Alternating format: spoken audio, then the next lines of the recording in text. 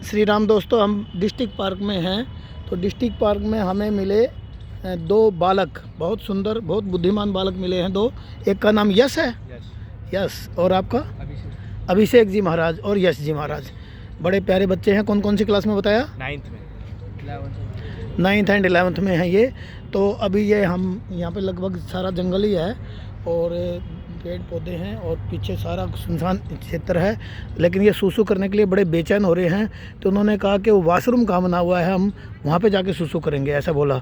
तो मैंने कहा यार कहीं भी कर लो, ये तो जो है ये मल मूत्र तो खाद बन जाता है और कहीं भी कर सकते हो। तो इन्होंने कहा नहीं करेंगे। कहाँ करोगे बेटा?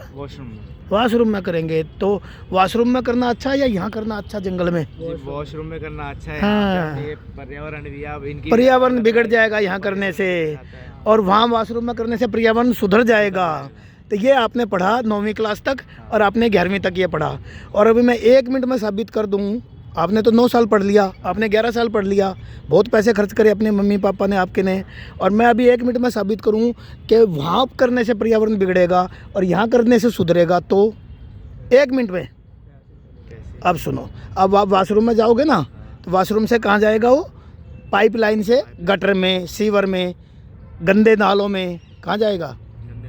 पूरी दिल्ली के गटर, पूरी दिल्ली के वॉशरूम, पूरी दिल्ली के शौचालय, पूरी दिल्ली के 2 करोड़ लोगों का टट्टी पेशाब घूमूत्र गटर में, सीवर में, गंदे नालों में। फिर वे गटर, सीवर, गंदे नाले कहाँ जाते हैं? पीने के जमुना जी में। दिल्ली की क्या है वो? Life line. दिल्ली की क्या है? दिल्ली की जीवन दायिनी माँ क्या है? गंगा जमुना हमारी क्या है? वैकुंठ से आई हुई भगवती। गंगा जी आई त्रेता में और ये आई थी सतयुग में, ठीक है। तो पानी पिलाने के लिए आई थी। जमुनोत्री गंगोत्री से क्या निकलता है? अमृत। फिर उसमें पूरी दिल्ली का क्या डलता है? गटर, सीवर, गंदे नाले। और वो फिर केमिकलों से ट्रीटमेंट होके आपके कहाँ जाते हैं? पेट में, आपके पेट में जाते हैं। तो आपके पेट से मलमूत्र निकला और दोपहर तक जमुना जी में और शाम तक वापस आपके पेट में। अब वहाँ मूतने से आपका पर्यावरण बिगड़ेगा या यहाँ मूतने से पर्यावरण बिगड़ेगा? यहाँ मूतने से तो पर्यावरण और सुधर जाएगा, पेड़ पौधों को खाद मिल जाएगी, 2 मिनट में वो जो है ना मिट्टी में मिट्टी मिल जाएगा, ठीक है। और वहाँ मूतने से क्या होगा? जमुना जी में जाएगा और वही आपको पीना पड़ेगा। और यहाँ मूतोगे तो पीना पड़ेगा? नहीं पीना पड़ेगा। और वहाँ मूतोगे तो वही मूत ही पीना पड़ेगा। तो अब जब आप वोट देते हो तो आपको कहा जाता है हम आपके लिए वाईफाई फ्री लगा देंगे। तो आप जैसे हज़ारों बच्चे जाएंगे, लाखों बच्चे जाएंगे, करोड़ों बच्चे जाएंगे कि हमें क्या चाहिए? वाईफाई फ्री चाहिए, लेकिन हम गटर पीते रहेंगे। अच्छा, अब आप पढ़ रहे हो, खूब पढ़ना चाहते हो, हर व्यक्ति पढ़ना चाहता है। आप भी अपने बच्चों को पढ़ाओगे, इतना पढ़ा दोगे हद से ज़्यादा, तो आपके दादा के दादा, आपके पिताजी तो बहुत पढ़े लिखे होंगे, आपके दादा उससे थोड़ा सा कम, और उसके दादा के दादा उससे थोड़ा सा कम। तो नदियों की पूजा करते थे, वहाँ पे साबुन लगाना भी अलाउड नहीं है, गंदगी डालना भी अलाउड नहीं है, थूकना मूतना भी बहुत बड़ा पाप है। कुआं की पूजा होती है, हिंदुओं में कुआं पूजन होता है। जोड़ की पूजा करते थे, जोड़ में से माटी काटते थे। लेकिन अब पढ़ गए ज़्यादा, सभी दिल्ली वाले पढ़े लिखे हैं। दिल्ली में तो क्रीम है पढ़े लिखों की, गढ़ है। तो सारे MLA MP सब पढ़े लिखे हैं, डॉक्टर, वकील, इंजीनियर, ज्योतिषी, कितने बड़े बड़े वहाँ कथावाचक आते हैं। एक एक गुरु के कितने कितने करोड़ों अरबों चेले हैं, और सारे गुरु, सबके गुरु ब्रह्मा विष्णु से ऊपर हैं, है ना। लेकिन कोई जमुना जी के किनारे जाके रोता है? कभी रोएगा? 100 जन्म में भी नहीं रोएगा।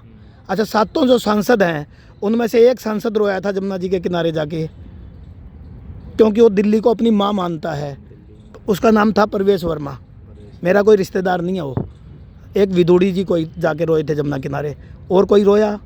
जो सूर्यपुत्री यमुना जी को में खड़े होकर सूर्य भगवान की पूजा का वो उनका वो है, वो परंपरा है उनके यहाँ, वो भी कई बार सांसद बन चुका। कभी जमुना किनारे जाके रोया? तो जमुना जी में खड़े होकर सूर्य भगवान की पूजा अलग चीज़ है, और ये जानना कि ये हमारी माँ है।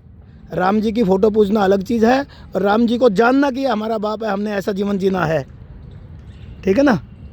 तो ये थोड़ा सा आप अपनी बुद्धि को प्रखर बनाओ। पुस्तकों का जो, पुस्तक तो रही नहीं, किताबें हैं ये। पुस्तक और किताब का अंतर भी बड़ा लंबा है, ठीक है ना। तो जिसमें ज्ञान होता है, सत्य होता है, सनातन होता है, वो पुस्तक होती है। और जिसमें उल्टी शिक्षा होती है वो किताब होती है। तो स्कूल की किताबों से जो मिलेगा वो आपके प्राकृतिक ज्ञान को, आप आँख, नाक, कान, लीवर, किडनी, फेफड़े सब लेके पैदा हुए थे ना, तो दिमाग भी लेकर पैदा हुए होंगे। तो जितनी भी ये पुस्तकें पढ़ोगे, इससे दिमाग का जो नेचुरल ज्ञान है वो धीरे धीरे दबता और ढकता चला जाएगा। तो इतना मतलब ज़्यादा नहीं पढ़ना, इतना पढ़ोगे आपका दिमाग, नेचुरल दिमाग भी जिंदा रहे, इतना मत पढ़ो कि आपका नेचुरल दिमाग जो लेकर पैदा हुए थे वो मर जाए। ठीक है बच्चों, आपको अच्छा लगा? आपने कहा अंकल जी हाँ वीडियो बना लो। ठीक है बेटा, जय श्री राम।